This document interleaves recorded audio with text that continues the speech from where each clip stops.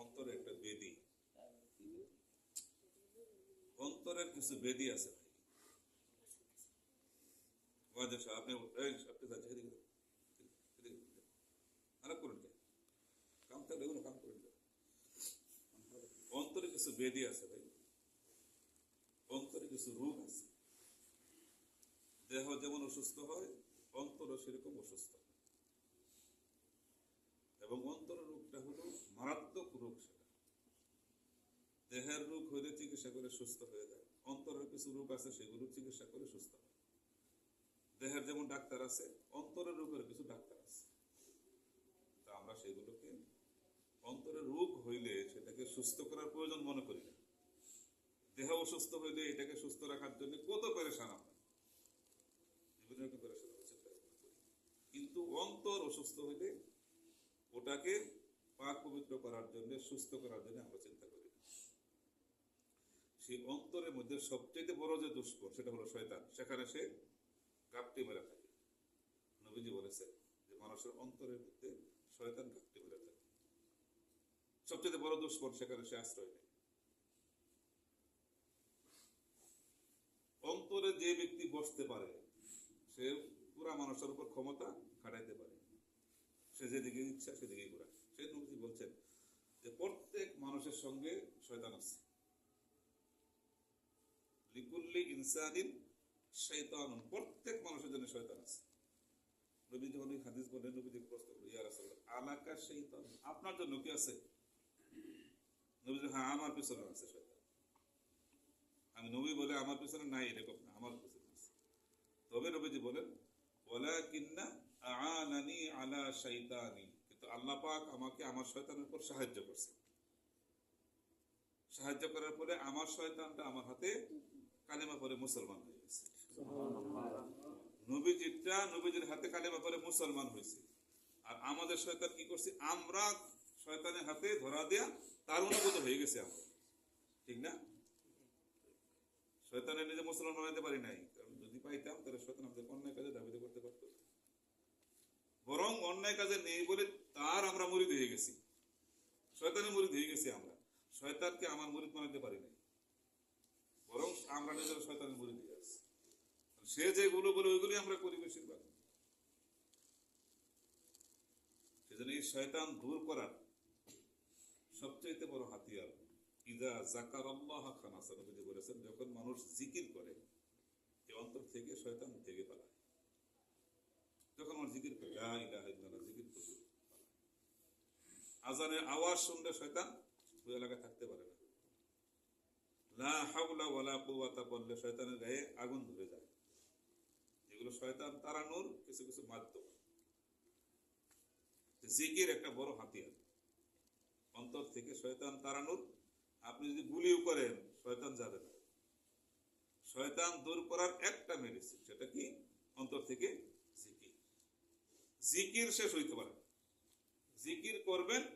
নবীজির হাদিস ইজা যাকারাল্লাহ খানাসা, যখন মানুষ জিকির করে তখন শয়তান এখান থেকে ভেগে পালায়। ওয়া ইজা গাফালা ফাওয়াসওয়াসা, যখন মানুষ উদাসীন হয়ে যায়, জিকির বন্ধ করে দেয়, সে আবার এসে ওখানে আশ্রয়। লা হাওলা ওয়ালা কুওয়াতা, এটাও বড় একটা দোয়া, এটা কঠিন একটা দোয়া, বড় উপকারী একটা দোয়া। একজন সাহাবী বলেন যে আমরা নবীদের সঙ্গে এক জিহাদের মধ্যে ছিলাম। আমরা যখন উপর থেকে উঠতেছিলাম তখন সবাই জোরে জোরে আল্লাহু আকবার আল্লাহু আকবার। আমরা অনেকেই বলি অনেক সময় উপর থেকে উঠতে সময় কি বলতে হয়? আল্লাহু আকবার। মনে রাখবেন, উপর থেকে উঠতে সময় কি বলতে হবে? আল্লাহু আকবার। তো আমরা উপর দিকে পাহাড়ের দিকে উঠতেছিলাম, আল্লাহু আকবার জোরে জোরে বলতেছিলাম। আল্লাহ নবী আমাদের সঙ্গে আসেন। তিনি যখন আমরা আল্লাহু আকবার জোরে জোরে বললাম, এরপরে স্বাভাবিক জায়গায় গেলাম, নবীজি বলতো ভাই একটু জোরে জোরে আল্লাহু আকবার বলতেছে। তোমরা তো এমন কোন মাবুদের গোলামি করো না যে যিনি আস্তে ডাকলেও তিনি শুনেন না, জোরে ডাকলেও তিনি যেমন শুনেন, আস্তে ডাকলেও তেমনই শুনেন। নবীজি সাহাবীদেরকে, সাহাবীরা খুব জোরে জোরে আল্লাহু আকবার, আমরা বলি না অনেক সময় এরকম আবেগের চোটে। আবু মুসা তিনি নবীজির পিছনে বসা, উনি বলেন যে সাহাবীদের জোরে জোরে বললো, তখন নবী তাদেরকে পুরস্কার করে। তুমি আসতে বলো নবীজি, আল্লাহ পাক শুনেন। জোরে জোরে ডাকলো যেরকম শুনে, আসতে ডাকলো। তবে অনেক ওলামায়ে কেরাম জিকিরের মধ্যে জোরে জোরে জিকির করে কিছু ফায়দা উল্লেখ করছে, সেটা বিশেষ ক্ষেত্রে, সকল ক্ষেত্রে না, বরং আস্তে জিকির করে বেশি উত্তম। আবু মুসা আশআরী তিনি বলেন যে আমি পিছনে বসে, নবীজির পিছনে আমি কি করছি, বসে আছি, আমি মনে মনে লা হাওলা ওয়ালা কুওয়াতা পড়তেছি। সাহাবীদেরকে নবীজি এরকম দমকাচ্ছে যে জোরে জোরে পড়তেছে কেন, আমি পিছন থেকে আস্তে আস্তে লা হাওলা ওয়ালা কুওয়াতা ইল্লা বিল্লাহ পড়তেছি, মনে মনে পড়তেছি। এরপর নবীজি সাহাবীদেরকে বললেন, ও সাহাবীরা শোনো, আলা আদুল্লুকা আলা কানজিম মিন কুনুজিল জান্নাহ, আমি কি তোমাদেরকে এমন একটা দোয়া শেখায় দেব না যেটা জান্নাতি ভান্ডারের একটা অন্যতম ভান্ডার। আমি কি তোমাদেরকে এমন একটা দোয়া শেখায় দেব না যেটা জান্নাতি ভান্ডারের অন্যতম একটা ভান্ডার। অবশ্যই আপনি শেখায় দেন আমাদেরকে।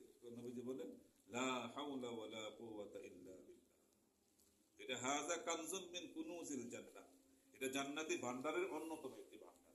সুবহানাল্লাহ। মিশকাত শরীফের দ্বিতীয় খণ্ডের ভিতরে আছে। নবীজি বলছেন যে এটা জান্নাতি ভান্ডারের একটা বিশেষ একটা ভান্ডার। কেন ভান্ডার বলা হলো?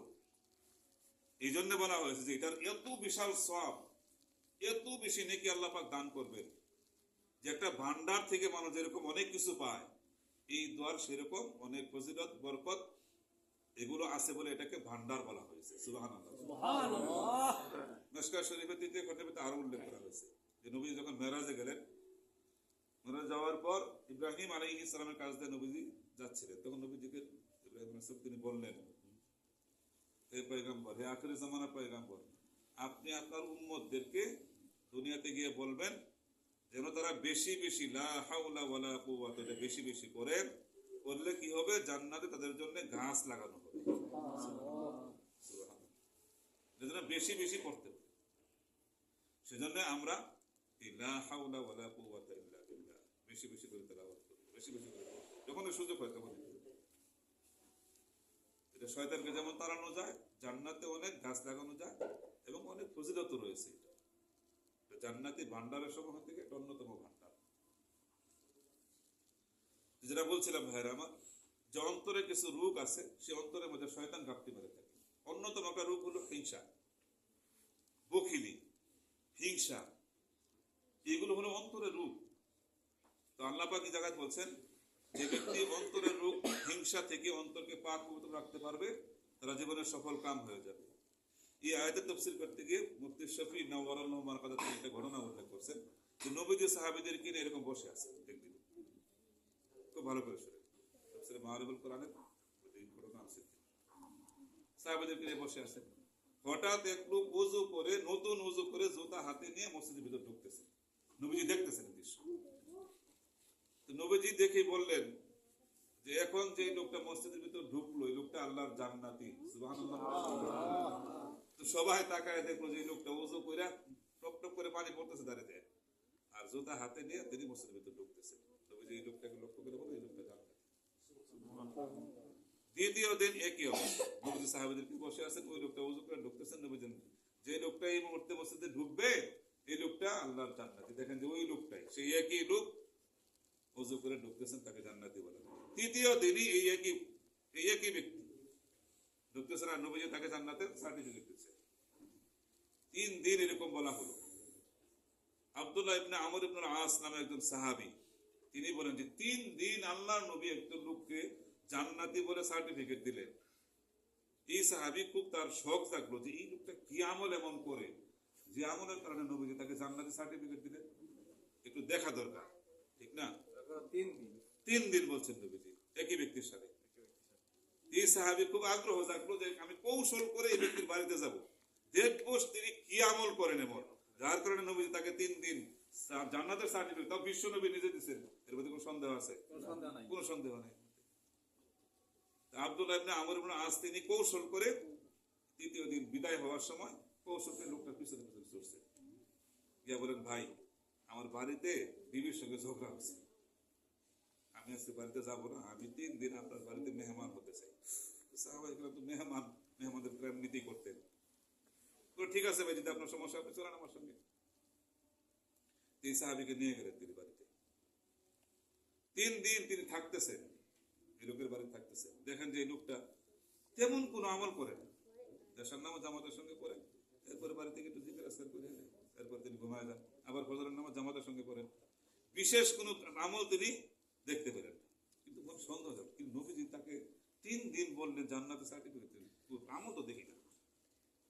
এমন তার ইচ্ছে ছিল যে এরকম সারা রাত মনে তাহাজ্জুদের নামাজ পড়ে, দাঁড়ায় দাঁড়ায় মানে কোরআন শরীফ পড়ে, ভাবছিল যে এরকম জিকির আজকার করতে হবে, কি করে সেটা সারা রাত কাটায় দেয়, ভাবছিল এমন কোন বিশেষ আমল সে দেখবে। গিয়ে দেখে তেমন কোনো আমল নাই, বিশেষ কোনো আমল নাই, সন্দেহ যাবে। 3য় দিন যখন সে বিদায় হয়ে আসবে, তো তার মনের কথাটা ফাঁস করে দেবে, বললো ভাই আমি 3 দিন তোমার বাড়িতে আসলাম কি জন্য জানো? আসলে আমি মিথ্যার আশ্রয় নিচ্ছি, আমার বাড়িতে বিবির সঙ্গে কোনো ঝগড়া হয়নি, আমি এমনিতেই তোমার কাছে আসার জন্য এই কথাটা বলছি। বললাম এই জন্য আসার জন্য ইচ্ছা ছিল যে তোমাকে 3 দিন সার্টিফিকেট দিচ্ছে জান্নাতের।